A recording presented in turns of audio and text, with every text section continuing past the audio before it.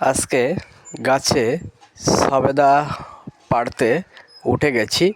তো প্রথমেই আমার ফেসবুক ফ্রেন্ড ও সকল বন্ধুবান্ধবকে জানাই আজকে সবেদার ভালোবাসা, ফলের শুভেচ্ছা। তো আমি গাছের উপরেই দাঁড়িয়ে আছি, এখন সবেদা পাড়বো। যাই হোক, সবেদাগুলো একটু দেখাই। গাছে ওই যে দেখুন কত সুন্দর করে গাছের মধ্যে দিয়ে পাতার ফাঁক দিয়ে দেখা যাচ্ছে সুন্দর সুন্দর সবেদা।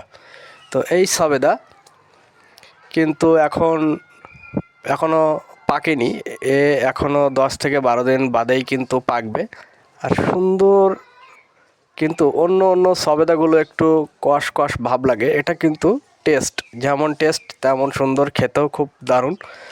তো বাড়ির পাশে প্রত্যেকটি মুহূর্ত রয়েছে সৌন্দর্য।